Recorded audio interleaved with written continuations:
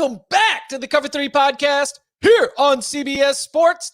That's Bud Elliott. I'm Chip Patterson, coming to you live at youtube.com/cover3 and all across the 24/7 Sports Facebook network. Thanks for hanging out. Smash that subscribe, smash the like, and come and join us in the chat. We're getting interactive here on a Wednesday, Bud, at SEC Media Days. Tomorrow, once we've had a little bit more to churn through, we'll do some more SEC Media Days specific conversations. But we do have one special guest joining us later in the show, perhaps with some insight on our doors, our favorite SEC program. We'll see. Be sure to keep it here, youtube.com/cover3. And if you got any questions for our special guest who will be joining us a little later, be sure to get those ready as well. Love to always reward those of you who come in before the show and get the conversation going on a mailbag episode. So let's go with this question from Richard, Bud. Richard asks, best game day spot to visit if you could only attend one game in a season? Take in the ticket access, the tailgate, the hotel situation, flights, and any other activities around the area. Best game day spot if you only get to go do one per season. All right, so this is from the fan perspective, right? Yes. And just full disclosure here, like, since we're in media, we don't mess with tickets, so I don't know about ticket access at most of these places. I do try to tailgate responsibly before I go to the press box. Hotel situation, media hotels are kind of blocked off in many cases. So like you can get a hotel to a place, like that they reserve. The school kind of helps you out. Not for like a regular season road game, though. Yeah, that could be tough. That could be tough for sure. It's dicey. I did an SEC tour in the 2018 season, and trying to you had me staying like 45 minutes outside Knoxville, like for example, for a Tennessee Alabama game. You got to get on that broadcast life, man. I guarantee you think the SEC on CBS crew doesn't have rooms blocked off? That's got to get broadcast live. Didn't make the cut for that. No. Flights. All right. So stuff around it, like for the weekend, man, I'm going to go LSU. Mm-hmm. I just think like the tailgate scene, the way that the crowd just gets into it, like the whole vibe and energy of the town is pretty live. Plus, if I take my wife, I get to knock out a trip to go see the in-laws, right? And kind of check that off the bucket because she's from Baton Rouge. So LSU, like legitimately, even without that, is really high up there. Man, I think sailgating at Washington would be pretty cool. So I would put them there. It's a tough flight from Orlando, but you could probably get some directs. Yeah, I think that when you're looking at the opportunity to be able to fly somewhere and not then have to get in a car and drive an hour, that's always one. Like, again, taking in everything into consideration, that's where, like, I was surprised at how much I liked being around Auburn, right? But that still drive to Atlanta, for me, it was like stay in Atlanta and then get in the car and drive. Baton Rouge, you can fly right into Baton Rouge. And then you can I know some people like to fly into New Orleans and then do the drive. I prefer in Baton Rouge. And I'm with you. Friday night before an LSU home game, the entire town is absolutely electric.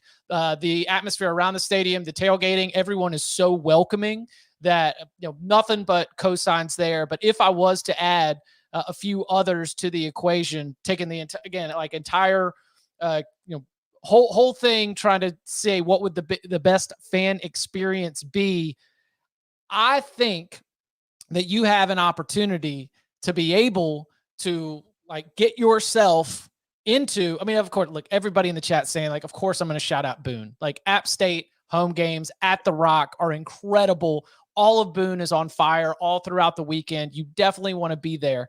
But I think that you've got an opportunity, and this is like an opportunity that I still need to do myself. I think that you've got an opportunity to be able to get that either at Ohio State or Michigan, to be able to experience Columbus or Ann Arbor on a game day. I think your flights are not going to be that difficult to get to, and you're going to be able to get in there, and then you're going to be able to work your way around. And the stadiums are so daggum big that I think that you should be able to get yourself a ticket and should be able to get yourself in there. That is one that I can't say I've experienced myself, but as I'm continuing to look at future trips, right? And, places that you want to go. I definitely want to go see the shoe or the big house. I think that the game day atmosphere around town and in the stadium would be pretty good. I've done Ohio State. I've not done Michigan. I know we have a lot of Michigan fans on the show, especially after our great summer school episode with Sam Webb. So I do need to get to Michigan for sure. Jordan, our producer, did point out in the chat that you can do sailgating and great tailgating at Tennessee. Yeah, shout out to Calhoun's. I've been down there. You kind of dancing around Tennessee. Now, I'm not done Tennessee, but as a guy from Florida, I am not a lake guy. I'm not a freshwater guy. Like I grew up on the ocean, much more comfortable with ocean stuff than like lake river stuff. That's just never been my jam. My mag was like, "We're gonna buy a boat in Orlando." I was like, no, like not close enough to the water. Like lakes are just not my thing. But I do think like freshwater lakes are different. Up north where you're not. It's just that it's a nicer quality of lake than what we have in Florida. So I don't know. All right. Thanks to Richard. And again, like all the suggestions that are coming in, like Madison, Wisconsin. That's another one that I've got to throw on the board where I got to be able to get to. I mean, but we gotta start to get north. We got to get into Big Ten country. Big Ten bud. Let's go. Big Ten bud. We got to do it. And again, we'll continue to take questions all throughout the episode, so feel free to drop them in the chat. Before we get to some of the mailbag questions from the big old bag of mail, one headline that has come out since the last time we've been able to join you live was the punishment coming down from the NCAA's Committee on Infractions for Tennessee relating to the violations under Jeremy Pruitt. What was there? A big old $8 million fine, a few other punishments as well, including if Tennessee makes it to a bowl game. I think they're going to make it to a bowl game. When they are at that bowl game and the bowl game is being broadcast, they are not going to be allowed to put out the kind of commercials promoting Tennessee that you normally see as part of these bowl games. But what was not in the punishment was a bowl ban. There have been a lot of different ways to piece this apart, including, was it worth it? What do you think about the absence of a bowl ban and what that means for other programs moving forward? What part of this really stood out to you about Tennessee and the punishments from the NCAA? I think the question you have to ask is, was it worth it? Like Tennessee launched into an investigation into Jeremy Pruitt because he was losing ball games and rubbing a lot of people on campus the wrong way. And they wanted to get him out without paying his buyout. And so they launched into an investigation to find all the dirt. And what they found was an extremely sloppy cheating operation, right? Like, I'm pretty sure all the big teams cheat out there. I'm 100% sure that Nick Saban does not operate as his own bagman, right? Like, that's how sloppy it was at Tennessee. Like, they're texting on university phones, "Hey, remember not to talk about the cheating on university phones. Switch to the burner phone," right? Like, what are we doing here? So, look, I think ultimately it probably was worth it. $8 million fine. You forfeit some other money. You had to pay $1.5 million for the investigation cost. So maybe you're saving about $1 million, maybe $2 million. But how much did you make last year by switching coaching staffs and beating Alabama? Right? How many more donations are coming in to Tennessee? Is Spire as successful if Jeremy Pruitt had been allowed to coach another year or two? I mean, personally, I'm kind of sad about it because I love betting against Jeremy Pruitt in games and giving out Tennessee's opponents and unders on Locks Pod because he just doesn't believe in playing offense. But for the school, it worked out. To me, it raises an interesting question, though, in contractual drafting, Chip, and that is if you're an agent and you rep a coach, are you going to try to get the school to agree to more narrowly draft the clause that allows the guy to be fired for cause? Because every school cheats out there. They're not all sloppy like this, but I guarantee you every major school is paying for players in some way. Now, can you trace it back to the head coach fully? Is this mostly on Jeremy Pruitt for being dumb and sloppy? Yeah, I think so. But if I'm an agent, I'm a little bit worried that my guy can get fired for cause for doing basically what we all know it takes to win. So you can't write it in, not in like, especially in this like post Pat Fitzgerald era, like schools are not going to sign themselves up to not be able to make a move on a coach if there's something else. Like to me, the paying players thing is going to be different than being able to fire for cause for other kinds of allegations, other kinds of investigations, and that in today's environment, no university president, certainly, and maybe not even a lot of athletic directors, are going to set themselves up so that they are going to have to pay out over something that is, not from the permissible benefits.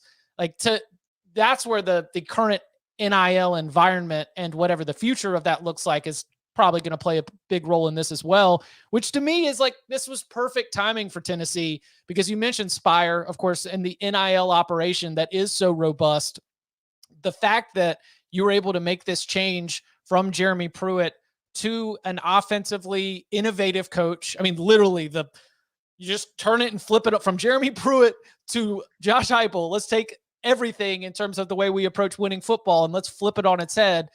To have the electricity, to have the wins, to be able to launch the Vols into a new stratosphere at a time when you no longer are having to really worry about putting $300 in a McDonald's bag to be able to, help a player in need, that you can be able to find, some opportunity for him to allow him to be compensated without drifting away from, the NCAA rules.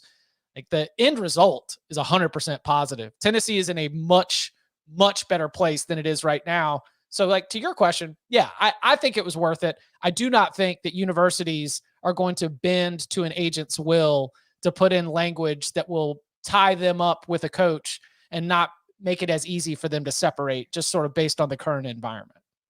I do think that maybe the pushback from agents will be like some of the NCAA stuff now puts the responsibility on the head coach for his assistant's behavior. I do think if I'm an agent, I'm trying to get that part for cause excluded and saying like, hey, if you're going to fire me for cause, you need direct knowledge of this. Like, I'm not doing the imputed knowledge here. I want you to have proof of direct knowledge, because that's not a morality thing. It's not a behavior hazing, like stuff that's clearly unacceptable type thing. If you're gonna get me for this, I want you to actually prove it. Otherwise, let me do my thing so we can win ball games. Do you want to laugh real quick though? Because I do have a second thought here. All right, one more serious piece of this that I do want to ask, because in the last assistant coaching carousel cycle, there was the question of Jeremy Pruitt, who was then, we did not know what the punishment was going to be. And as the Alabama defensive coordinator position was open, Pete Golding goes to Ole Miss. We're trying to figure out, it does end up getting filled by Kevin Steele, former, Nick Saban assistant, old friends getting back together, yada, yada. But Jeremy Pruitt gets a 6-year show cause. Now, just because you have a show cause, that does not entirely permit you from being hired. It just makes it much more difficult, because for those of you who don't know what show cause is, it means the university has to show cause to the NCAA of why you should be allowed to be able to come into this position. Do you think that this punishment and the conclusion of this investigation is going to create barriers that prevent Jeremy Pruitt from being a defensive coordinator at the Power 5 level again in the next couple of years? Yes, I do, because the NCAA's punishment goes beyond just a show cause. They say that he's basically suspended for the first year of his employment. I don't really know what school is going to take a chance on the guy unless they do some sort of like hybrid model where the first year he's an analyst with a kind of wink wink agreement that he's going to be an on-field coach. The one question I would have here is, does the show cause and 1 year mandatory suspension, does that begin when he becomes an on-field coach, or can he serve the suspension as an analyst? Right? If he can serve the suspension as an analyst, Jeremy Pruitt's a really bright guy. I'm sure he learned how to pass out the Chick-fil-A bag somewhere. Like, if I'm Nick Saban, I would consider, taking a chance on him as an analyst if it's that, right? But if not, then I think it does hurt. Like, who's going to hire a defense coordinator who they have to suspend for the first year? Like, that's a real detriment to him. So, yeah. All right, so let's get these jokes off. All right. Okay, so I'm not here to joke about the George Floyd, justification that he gave for giving money. Like, maybe he really did have introspective with some of the stuff going on in the world at that time, and felt bad for people who were less fortunate than he was. I do, though, think that his quote cash-driven lifestyle, have we seen this cash-driven lifestyle? He said that it was regular for him to make 4- and 5-figure withdrawals from the ATM, and he made 70 of them, I think, in a 2-year period. I'm just like, as somebody who bets a little bit, I know that it's actually hard to take out 5 figures from an ATM. Like, and I don't make $3.8 million a year, but Right. you have to call the bank and be like, hey, I want my ATM limit raised. So that there's maybe he can actually do this. And I guess he has bank records to prove it. But I got to thinking, like, what jobs would actually like not college football coach, certainly not head college football coach, which is the absurdity of this. What jobs would actually require you to routinely, I mean, like more than once a week, withdraw 4 and 5 figures from the I mean, if you're dealing with cash, especially in 2020 to 2023, if you're in this decade, if you're dealing with cash, then inherently you are peddling in untraceable goods. I mean, yeah, but like there's 2 categories. You're either paying for day labor, right? You know, construction foreman, maybe you run a farming operation, or it's vice, right? Pimp, poker player, strip club manager, drug dealer. A guy did DM us and say antiques dealer, right? Like a guy maybe Oh, they're spitting okay. antiques or something. You Another go guy to said the he runs a flea scrap market. yard. Yeah, you go to the flea Yeah, market and you're playing it, and you've got a trailer, and you're going to buy like 4 dining room tables and 14 chairs. right. And another guy said he runs a scrap yard and he has to pay a lot of his people who turn in scrap in cash because they don't have bank accounts. Not a college football coach. Right. Yeah. Like, all right. Over under on 4 and 5 figure ATM withdrawals Nick Saban has made over a 2-year period. Pruitt was 70. What do we think for Saban? Does Nick Saban know how to use an ATM? Has he used an ATM? He doesn't trust an ATM. He writes a check to cash and he waits in line at the teller. Like, there's no way with the guy who's as dedicated to the process as he is. Do you think he's spending time going to ATM? Somebody else is going to his ATM for him, right? I don't know. People get funny about money, and I don't know how Nick Saban is about that. Again, like I just see somebody who has relied on old habits for so long continuing. You know, I've got a buddy who does that at the beginning of every weekend. He goes on Friday before the bank closes, and he writes a check to cash, and he waits in line, and he gets it. And hey, here are my dollars for the weekend. And that's something he's been doing since he was like 17 years old. And it's an old school approach, and that's where I see Nick Saban being in the line. Just the idea that you're going to be sitting at an ATM and taking out that much money, it triggers a lot of alarm bells that you look like food to me. You know, like anytime you're sitting at an ATM in public and it's going, like I don't want to be putting that into the universe. And I could end up finding myself with some wolves if I'm not careful. Right. Like for Pac-12 Media Day, I have to go pick up my winnings from the Golden Nugget contest, and I'll show y'all. Like, we'll pretend I'm Jeremy Pruitt. Maybe I'll find an orange hat. Like, where do you put that after the ATM? Like, are you stuck in the 10 grand? Is a pretty good like. You can't wear like. There's no skinny jeans for Jeremy Pruitt if he's pulling 10 grand or 20 grand from it. Also, like, what bank? I am kind of curious about this. What excellent sound effect by Chip. Yes, totally. Like, what bank are we pulling? I guess I don't make $3.8 million a year, but Chip, that would be hard. They don't All right, keep anybody in the the chat, ATM. like, can you really pull like 20K from ATM? I don't think so. Like Bank of America, you have to call them if you want to raise it over 800. Yeah, I always thought it was a couple hundred was going to be your limit. Yeah. So we'll see. All right. Coming up on the other side, open up the big old bag of mail with questions about being able to make college football more competitive and a reasonable outlook for Maryland and the future Big Ten. That and more next. In case you're new here, we're here to make history.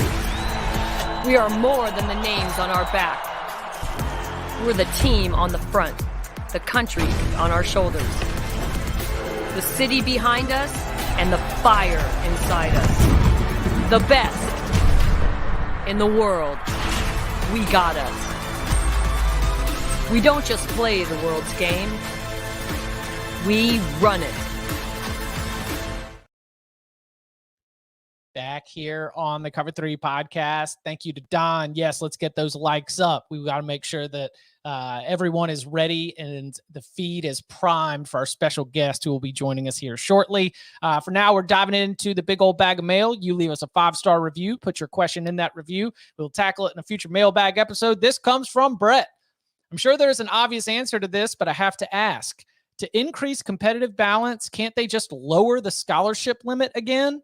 Although it might not matter with NIL money these days. Also, do you guys have any ideas to at least slightly make the sport more competitive between the haves and the have-nots? Love the show and can't wait for the Barton Simmons episode. Interesting comment there, Brett. Interesting. All right, bud, how do we make college football a sport that has been separated by haves and have-nots for decades? How do we make it more competitive? So I actually think it's more competitive than it has ever been for the most part, with the exception of when we voted on the national champion, which produced some results which probably didn't match who the actual best teams in the country were.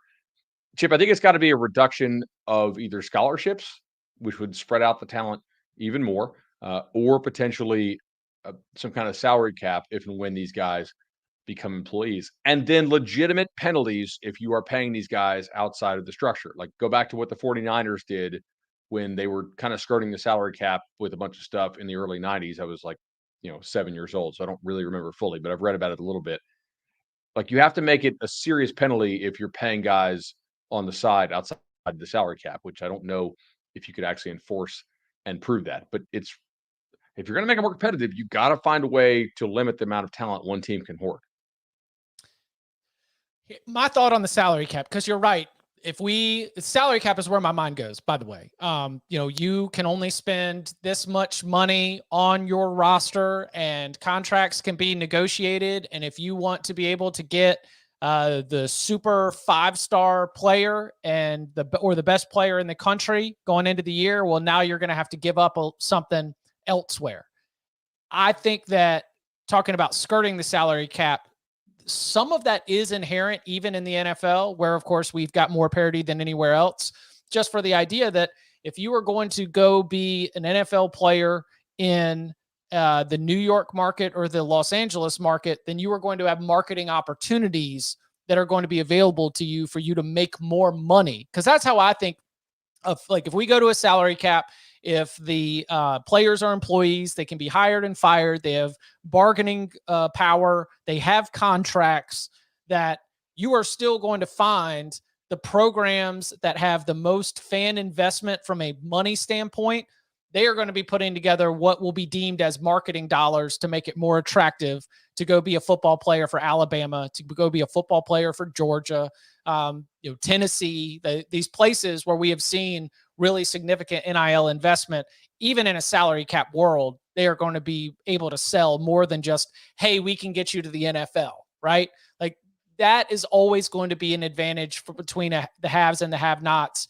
But the only path that I see is a salary cap where, at least on paper, with what is going to be put out there as your base salary, you're just not going to be able to load up your roster with 4 stars and 5 stars and the very best players in the entire country, just because those players are going to want to demand a value where they're only going to be able to achieve elsewhere.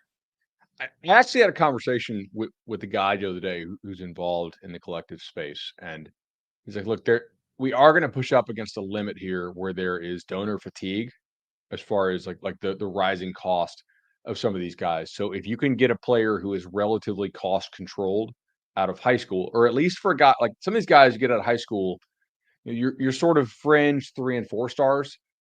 If you're going to some of the better teams out there, like a serious national championship contenders, sort of getting the spot is your NIL right now. Like, you're not guaranteed much at all. Like, maybe 5 or 10K or something like that. Not in the hundreds or close to $1 million.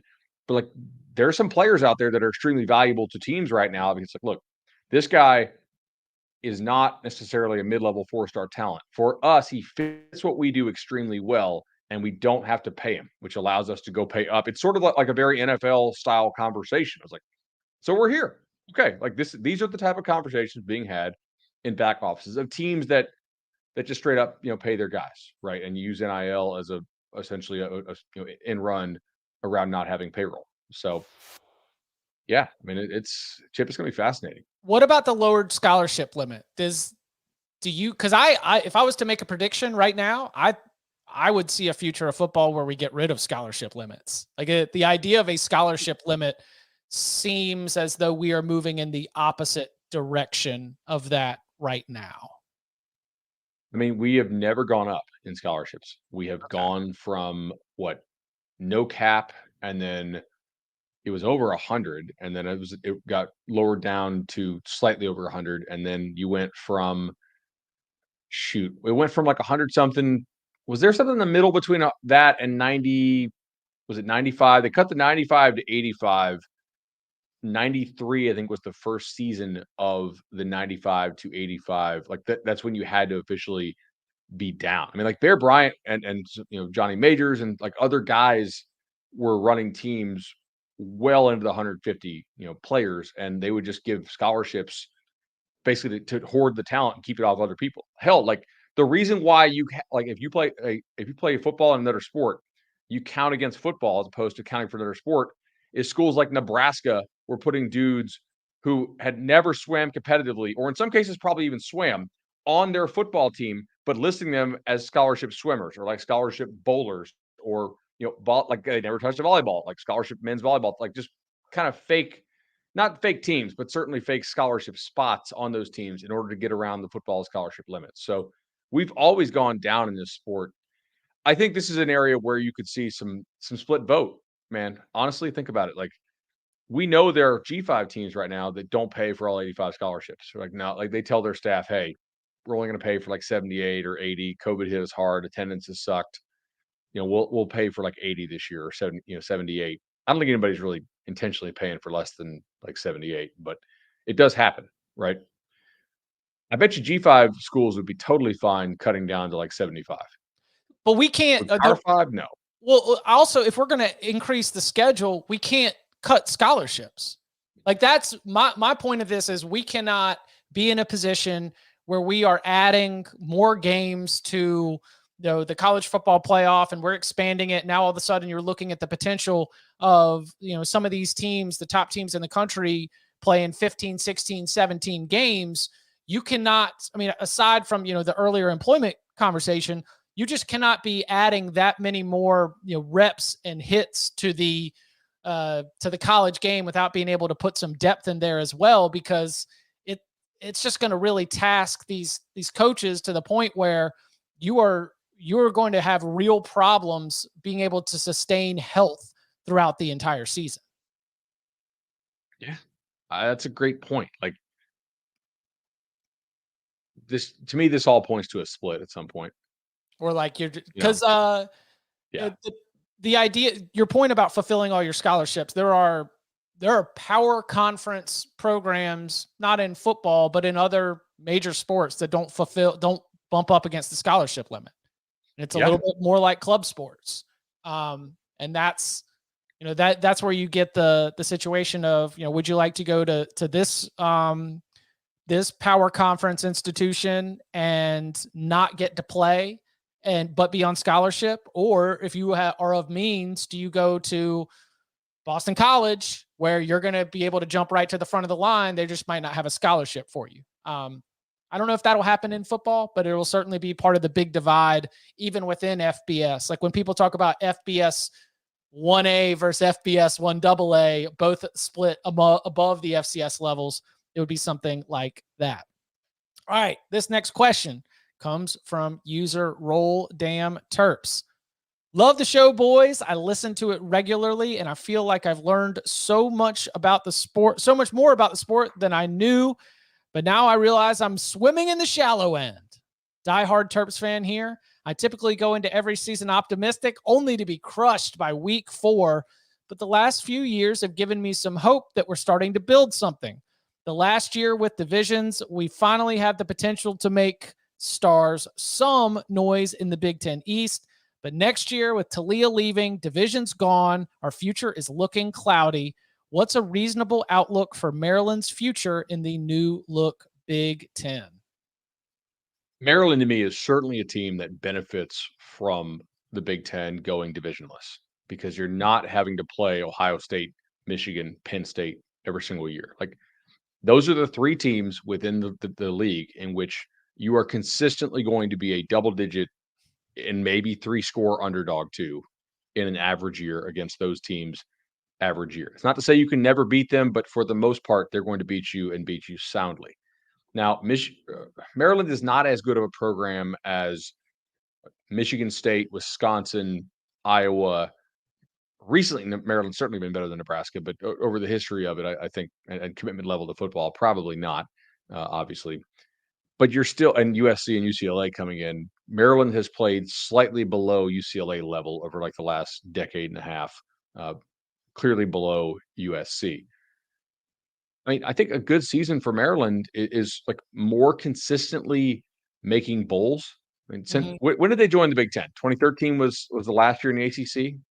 Yes. Right. So, I mean, they've had a winning record since joining the Big Ten. 2, 3, 4, 5, 6, 7. So there's been 7 seasons. They've had 3 winning records in 7 seasons. I think more consistently making bowl games for Maryland is something I can look forward to. I think finishing in the top half of the new Big Ten is something that is possible. If you look at Bill Connolly's ratings, they finished inside the top 25 in the last 15 years 0 times, inside the top 30 1 time, and inside the top 40 1 additional time. So, I mean, they're pretty much a program that's somewhere between the 90th and the 55th-ish best program in college football. Like, I don't think that changes a ton. Maybe they consistently play more in the 40s if they're not reckoning up these auto losses to those powers in the East. What do you think, Chip? Maryland should be a bowl team. That is a fair expectation for a Maryland fan to have.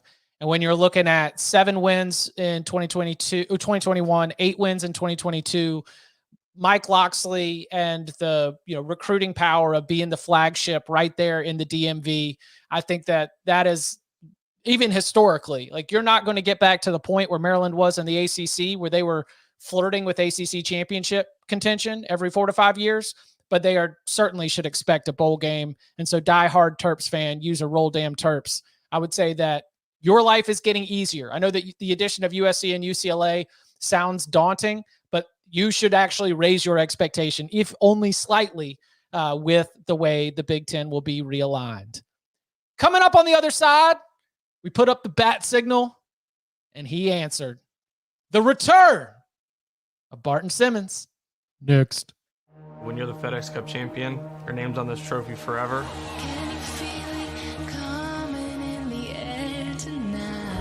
This is our season-long race. This is the sought-after trophy when we tee it up, the first event of the season that you think about.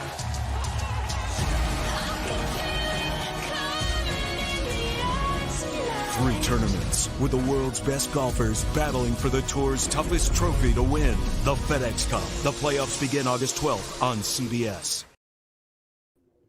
Yes, there he is. Ladies and gentlemen, longtime listeners of the show, that friendly face. Hopefully you're watching on youtube.com/cover3. He's not dead. You all have been filling the 5-star mailbag with RIP Barton for years. Joe claiming it's a ghost. That's not a ghost. That is the general manager of Vanderbilt football, Mr. Barton Simmons. Barton, how you doing? What's up, guys? You guys are so evolved from when my last time here was. You guys are live streaming. You got comments on the side. I'll start you out with the story. Speaking of RIP Barton. So we were out at a service event, like a community service deal with the team. And this was probably, spring. And this was in town. Someone came up to me and was like, hey, like, Barton, I'm a big Cover 3 fan. And I was like, oh, man, yeah, that's great. Great to meet you, man. Thanks for saying hi. Yeah, appreciate it. Awesome. And he was like, yeah, like, I actually, they talk about you all the time. I know you used to be on the pod, but, like, it's good to finally meet you. This guy had become a Cover 3 fan since my departure from Cover 3 and only knows about me, not from my time on Cover 3, but from RIP Barton. And so I appreciate you guys keeping my name alive. However, it's a little sobering to know that You were more famous for cover There's 3. a whole swath of fans of this show that like didn't actually even hear me on the show. And so that makes me feel a little aged, but it is what it is, I guess. How's the aging process going, being a part of a Power 5 staff and constantly having to work the roster? We got to talk to you, a little bit all throughout the journey. You, of course, joined us after that first SEC win. So how are you doing right now? What do you think has sort of evolved or changed in terms of your approach to doing the job of being a general manager in the SEC? I'm having a blast. I mean, this is like, I'm having the time of my life. I think we're doing it. Like, I feel really confident in what we're building, what we're doing, where we're going. I think it's like there's an inevitability about what's going to happen here. I think everyone in the building believes that, and probably not a lot of people outside the building yet. But I think like we hit on 50% of uncommitted guys that came into our building this summer on official visits. 50% of them committed, and like those are guys with. Look, I mean, those are really good players, and we're guys we're really excited about. And I think that speaks to like what, the belief is and how people can feel it once you get inside this building. When you see the way we operate, you see that like the processes in place and all these sort of things. When you hear Clark, our head coach, talk, like, and then when you watch us practice, I mean, all these things, like when you see it up close, it's there's an inevitability to this, man. I really believe that. And so yeah, man, I'm having a blast. One of the interesting things is when you first get here in a program and like you're building processes and like you're reinventing the way to approach things, it's really easy to like dive in and attack those things and have total conviction about how to do it. The hard part is like maintaining that, being consistent with what those standards you set and those processes you put in place. And so that's like, I think we're at a good point in which like we feel great about the process we've built, the results they've led in terms of the way the roster's starting to shift. And now it's about like making sure we stay really dialed in and true to those and consistent with them. All right, either they have these lights on a timer, or I'm about to like lose the internet too here at the office. You just stand up and wave your arms. Yeah, seriously. And, Eco-friendly CMT building, I guess. Yeah, right, there you go. Dude, I love the backdrop. That's awesome. Yeah, you like that? That's what I look at every day. Just these cranes, just knocking things down and putting things up. There's a lot of drilling, a lot of banging. It's like it'd be your son's dream to look out this window, because it's just diggers just excavating and scooping and flattening, and it's cool to watch, man. Can't hide that SEC money, man. That's right. we actually had we've been tackling some mailbag questions. The 5-star mailbag, which was of course launched when we had the epic summer of 2020, which brought Barton A&M to life, and CPU and Fernelli Tech, and the story of being a bouncer, at the Slayer concert. Slayer, right? Yep, Slayer and Toads. Yeah, the Slayer concert at Toads. So this actually was a question that's right in your wheelhouse. This is from Jermel.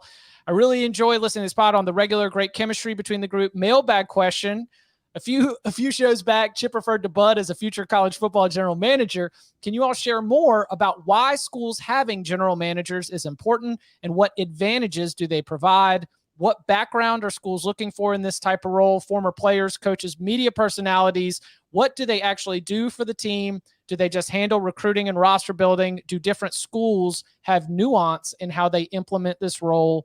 Great pod. I listen all year. All right. Well, okay. So for us, I think general manager means different things, different places.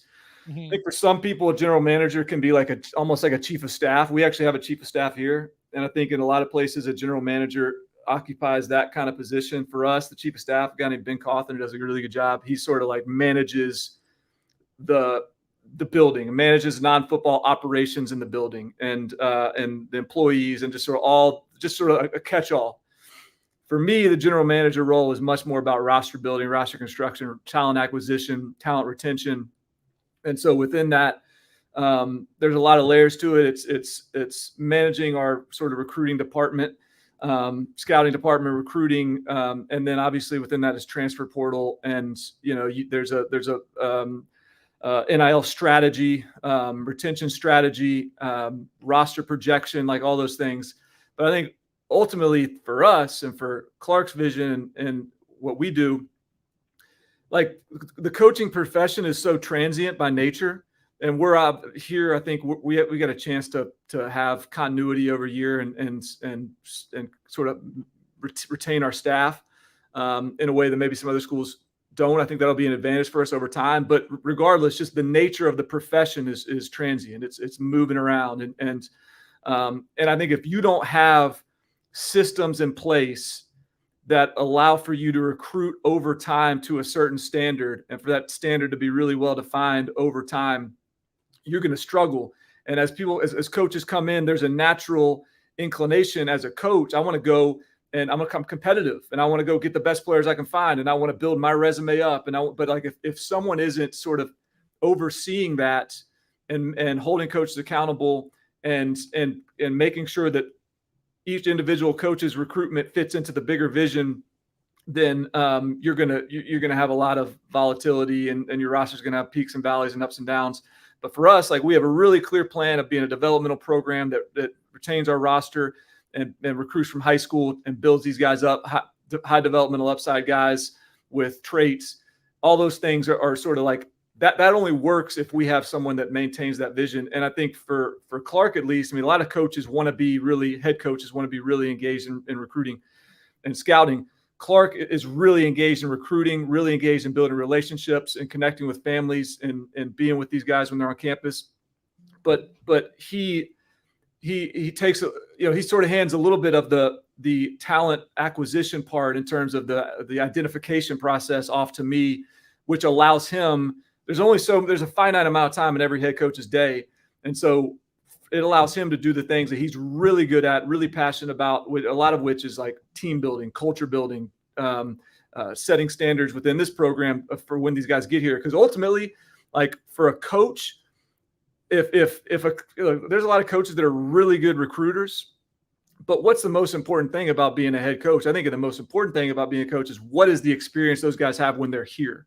Mm-hmm. And Clark, when you divide up his 24 hours, you're going to put a lot of those hours, and that slice of the pie is going to go towards the players in the building, and he's pouring into them. And so in order to do that, he has to hand something off, and he's handing a lot of the just roster building portion of it to me, with oversight from him, but in partnership from him. But it just allows him to operate at a higher level in terms of the day-to-day of this program. And that's where your relationship with the assistants has got to be, hey, you're pouring a lot of your time and energy into this guy. Does this guy fit?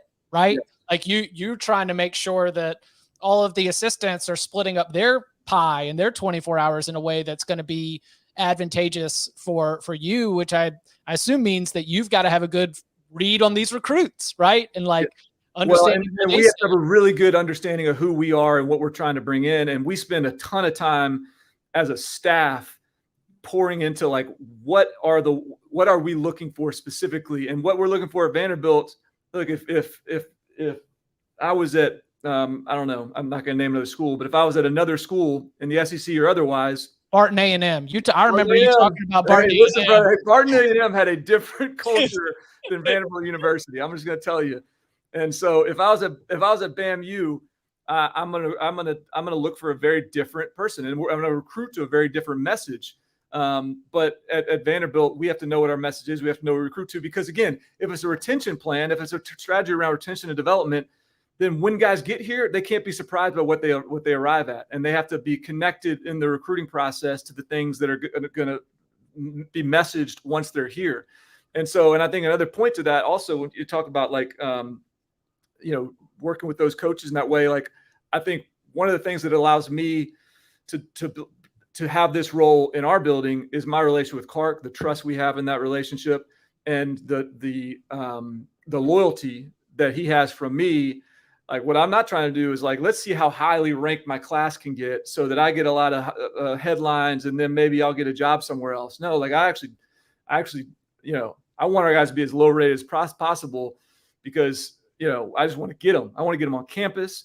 And then, and over time, as we stack these classes, that's what's going to lead to that success. And Clark knows I'm going to be here. He knows I'm going to be with him. And so that again, I think gives him some peace of mind to build that continuity and sustainability. I think that's a great point you bring up. Like if you're Georgia, your job is basically to get as many freaks as possible and then fit your scheme to the fact that like you have better athletes than everybody else in the world.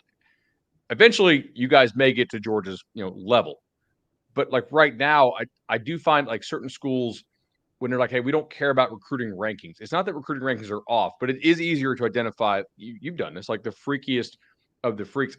How important is it that you're on the same page with your coach, not only in terms of culture, but like, hey, we can sacrifice in this area for the recruit as long as he has sort of these, these areas we won't compromise on in terms of fit to find those inefficiencies. Yeah, that's. I mean, again, like I think if you listen, I'm just going to say, let's just say Georgia. They just won the national championship last year.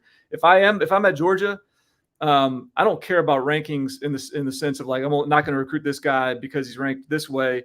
But over time, like I need to be recruiting top 5 classes every year because those are the players. That's the pool you're fishing from. Vanderbilt needs to beat SEC teams. They need, and SEC teams are filled with NFL football players. Vanderbilt is not going to beat other SEC teams that are full of NFL football players with amateur football players. We need NFL football players too.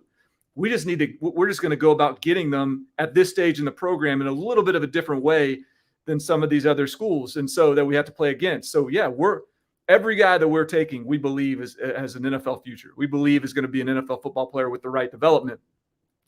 But that's the key. Like we are a developmental program. When you look across the SEC, we had 9 guys leave this program in the transfer portal. We had 2 guys come into this program, scholarship players in the transfer portal. That is dramatically different than our peers. And I think both of those numbers are important. Both we're retaining our roster and we're not going and looking to replace you out of the portal. And by doing that allows us, again, like we're not valuing someone else's players over our own.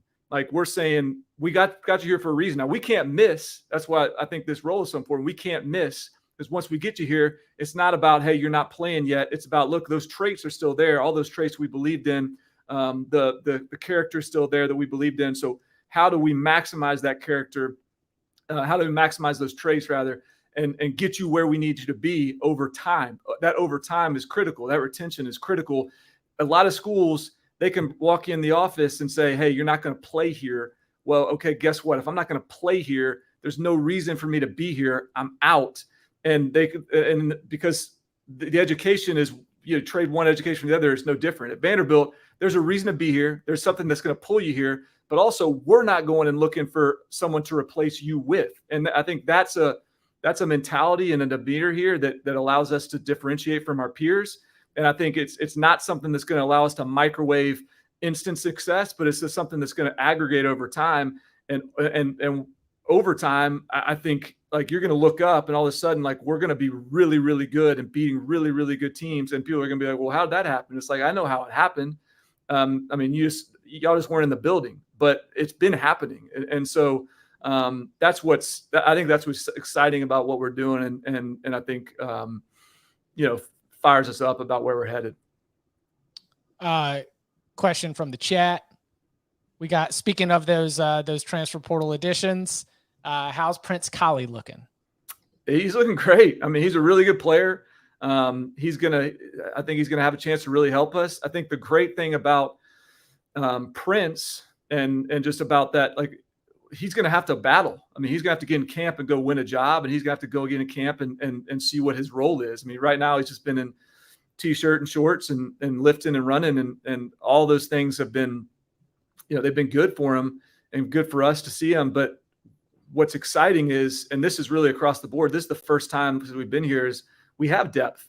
We have players. Like our linebacker room actually I think is going to be a really strong position, both with the guys returning in Kane Patterson and Ethan Barr, who played a lot of snaps last year, but also in our young guys. Prince coming in, Langston Patterson was a freshman last year. He's going to be a really good player. Nick Rinaldi was a freshman last year that played. That's going to be a really good player. Bryce Cowan redshirted last year, who is has as high a ceiling as anyone on the roster. I mean, there's a lot of guys I think that can play. And so, again, you don't take Prince Kollie in this building for us because we got to force him to play. We took him because there was a relationship with him from Coach Lee and Coach Lazinski from recruiting him out of high school. And so when he went in the portal and had interest in coming here, in a lot of years, we weren't looking for a linebacker. We were looking, but Prince Kollie was a really talented player who had a really strong relationship with our staff. And so we know he was going to fit into our culture and our building. And so he's going to strengthen us. And so Prince has got to fight for the role he wants, but it feels great to be able to add a guy like that and just bolster the depth of this roster. When we first got here, there was on the roster itself, we had, I think, like 97 players total. That was year one. We're maxed out this year. We have the 110 fall camp. We got a couple guys that don't be able to fall camp because we're over that number. We have the maximum amount of numbers that is allowable on our roster right now. And within that, we got some really good walk-ons. We have scholarship player with depth. It's the first time since we've been here where it feels like there is, we're sort of, we have lines of players that we can throw at the field, and that's exciting. All right. So I do have, but before we let you go, I need to ask you a question. Count them. Wait, this one. How many games y'all gonna win this fall? Because the people are asking. Well, I mean, but seriously, how are we feeling? How are we feeling about the squad? The first year one, yeah. Adam says, I want you to know I just fired a mortgage payment on Vandy over 3.5 live. Just rocking with confidence in our doors here on the Cover 3 podcast. So the steps forward are just so obvious. You come in year one and you're snapping double-digit game losing streaks. You're snapping road losing streaks. Things that had just sort of had fallen off prior to your arrival.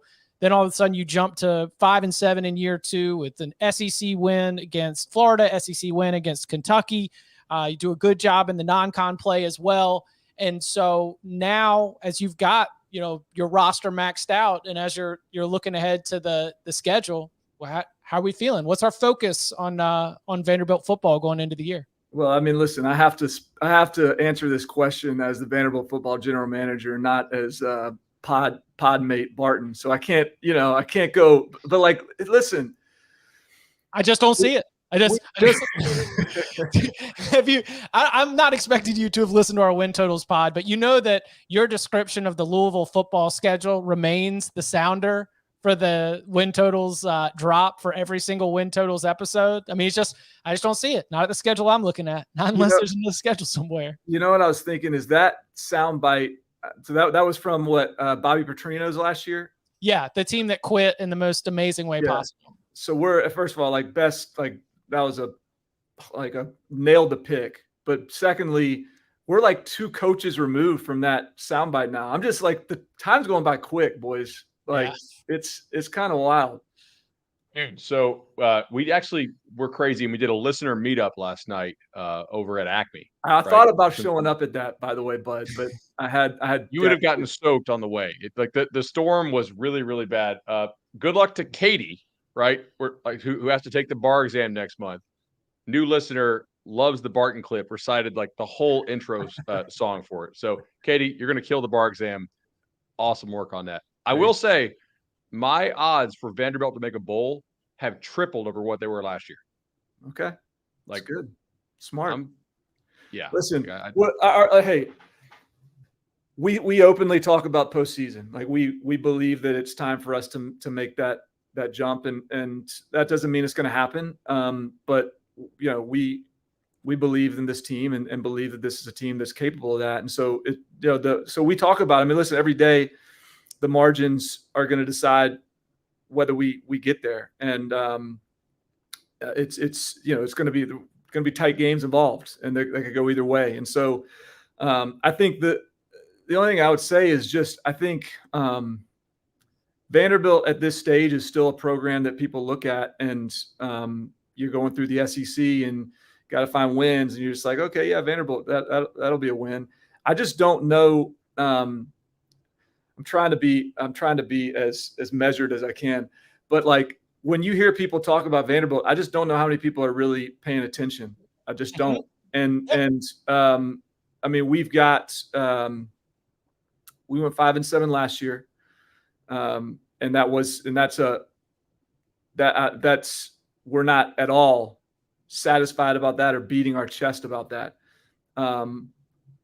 What we were in that year one, I mean, golly, I mean, we were 2-10, and let's be real, like that was almost 0-12. Like that was not a fun season, and that was a battle and a challenge. And we feel like we made a lot of progress in getting to 5-7. You know, just this spring and this summer, the way this building acts around each other, the way this building interacts with football, the way these players are devoted to the process and to the and to improving as people and as players and connecting as a team. Like it's just a totally different feel in this building, and we have the same team as last year. Yeah. I mean, we really do. It's, you know, it was crusting, right? Because it's like the Missouri game. Oh my gosh. Like right there, then South Carolina. And then like, boom, it's like the dam broke. And then you bring back that whole group. And I think a lot of people look at, there's so many people in the media now. This is the way it works. It's the way I've sort of observed is like when people look at what is a team going to look like year over year, what they say is like, okay, well, what transfer did they bring in? Like, how is this? What's like the dramatic shift? And it just goes back to what we talked about in our design and building this program is like, yeah, we didn't like, this isn't some overhaul roster from a 5-7 team. It's going to be a lot of the same players. We believe evolved versions of those same players, evolved versions of the chemistry, evolved versions of the understanding of our systems. And so I think with that, you know, we have expectations to be able to take a step forward. We know what's in front of us. We know the challenges that are in front of us. I mean, you know, if Hawaii's, you know, we got to go beat Hawaii, and and I'm nervous about them all. I mean, it's real, but what I do feel really confident in is just the day-to-day here and how different. I mean, so like you guys wouldn't believe just how different it feels. I mean, there's guys like when we first got here, we had to beg guys to come into the building and just like, and now these guys are here all the time on the field, all the time, getting extra work in all the time. And I think when you, and beyond that, there is like, you're talking about GPS numbers, you're talking about testing numbers, you're talking about heights, weights. Like we are objectively, measurably, like significantly faster, significantly stronger, significantly bigger and longer year over year over year. And so that doesn't guarantee us anything. And I'm not promising anything, but I'm telling you, like, I do feel really good about the direction of this football program. I do feel like this is a football program that's going to be competing in time at the highest level in this conference. And I don't know when that's going to be, but I know that we're taking the right steps to get to that point. And I'm really excited about this season, and I like the guys we have in this building, and I know they're going to battle, and I'm pumped to see it. The Warriors do arrive August 26th. We got Vandy in week 0 yet again. We'll have to go back and rewatch that 63-10 result from last year. 35-point third quarter. You're right. It was a little tense at first, but man, when the dam broke, that was a fun game to be able to take in week 0. Bud, you got anything else? No, I was looking at some stuff from that crazy 2021 year, and like, even if you don't have access to Barton's GPS stuff, you see it in the coverage teams. I mean, like when they got there, Vanderbilt speed-wise was legitimately like MAC level coverage stuff. Like they were just, and you could see it. I mean, they were like bottom 10 in the country in punt coverage when they weren't fair caught and kick coverage. And now, like last year, top half in the country in both. Like reasonable, like that's acceptable for an SEC team, and a huge jump from where they were. You know, so like when you talk about like, do they have a lot of guys that would start at like a Georgia? No, but there's tremendous value in making the bottom half of the roster competitive and having competitive depth, like for practice purposes. I'm not that you're going to give away the player dev secrets, but you've been in this is your third season now. Do you are you finding there are more advancements in player development that like can help you guys, gain an edge, even if it's a temporary edge than you realize going in? Now that you're on the other side, Advancements in player, like you're talking about specific players, or like you're talking about processes for player development. like not that you have to explain what the processes are, but like have you guys found like, whoa, like there's a lot more stuff than I realized, being on the media side now that we're on this other side? Well, I mean, I really think when you're talking about like developing a team, I mean, listen, we have everything everyone else has, and I think we have really good processes in place. None of it really matters except for like how disciplined are you and consistent are you in operating at a high level. And that's what Clark does a really good job with. Like, if you look at Clark's background in developing pros, he's done it everywhere he's ever been, whether it's Syracuse, Wake Forest, UCLA, Notre Dame, South Dakota State, Bowling Green, whatever. He's always produced pros. And that is not like, he doesn't have secret drills. What he's incredible at is like the mundanity of excellence, like the ability to just every day, not hold the line, like hold guys accountable, set those standards and hold them to it. And I really think that's what is going to allow us to unlock that success over time, as long as we deliver to this roster the players with the traits that are necessary to get that upside. But you're right, Bud. I mean, like I show recruits when they come and visit what our GPS numbers were in 2021, what our GPS numbers were in 2022, and what they're going to be in 2023 is going to be significantly. I mean, like it's dramatic, and that the aggregate of that is powerful, and so it's just stair steps, man. It's just taking those steps 1 year at a time, 1 day at a time, 1 game at a time, 1 week at a time, all that. And that all sounds a little cliche, but being over here on this side of it, it's what we have big visions, like really big visions here, and they're big enough to where people outside the building like kind of laugh at it. And what I'm telling you guys is, you cut me open, and like I believe in them, and this thing's going to happen here. And so make your future bets on Vanderbilt, Bud. I don't know what you can get, and I don't know. I've lost the gambling lingo. I'm not allowed to talk gambling anymore. But they're going to drop Barton in Las Vegas on September 23rd. That's right. Silly. Yeah, some silly rules are going to prevent him from being able. Hey, listen, we're keep focus on the Rebs. I understand, 100%. I do have a restaurant rec. If you guys happen to get out there a day early, NBA guy turned me on to it. I'll hit you if you'd like Thai food. I do like Thai food. All right. Okay, yeah, I'll text you. Get it done. Barton, this has been really cool. Just ever since like you got hired, all throughout the process, you've allowed Cover 3 to be able to, get an insight into the journey, and we're really proud of you, man. We're when we say our doors, we are like rooting with our hearts for you and the squad to have some success. Well, I appreciate it. Same. I feel like you guys have once you cut me loose, you kind of really took off as a pod. So I'm just glad I still get a little airtime every once in a while with you guys.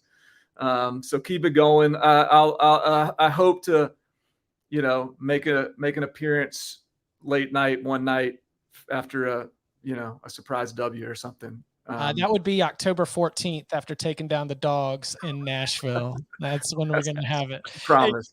Hey, you can follow him on Twitter at Barton Simmons, and of course, root for the Doors every daggum Saturday. You can follow him at Bud Elliott 3. You can follow me at Chip Patterson _Patterson. Gentlemen, thank you very much.